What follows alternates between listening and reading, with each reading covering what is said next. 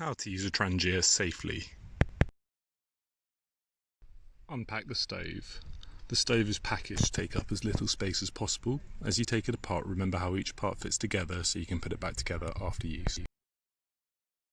Find somewhere firm and flat to place the windshield. Stoves should never be used in your tent, as the fabric that the tents are made from is very flammable.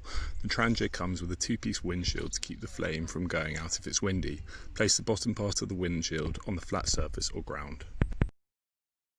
Next up, you need to assemble the burner. So remove the lid off the brass burner unit and pour in some meth spirits, and never more than 3/4 full.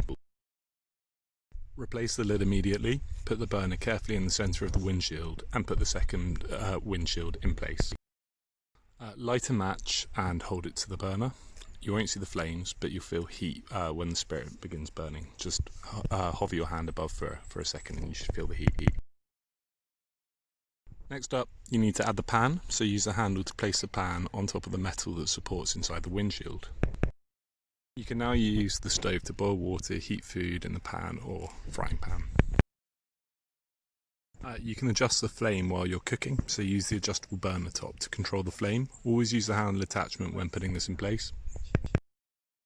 And finally, put the closed burner top in place to turn off the stove. The lack of oxygen will cause the meth spirits to stop burning after a few seconds. Don't use the burner lid to extinguish the stove. The rubber seal inside it is not fireproof and will burn and melt all over the burner.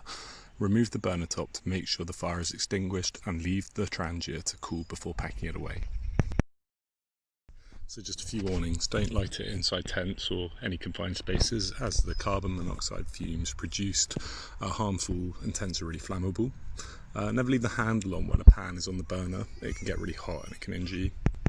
You need to make sure that if you're filling this up on any kind of a sort of uneven surface, firstly that your tents aren't downhill from the spirits, because they'd flow down towards your tent and they're really flammable.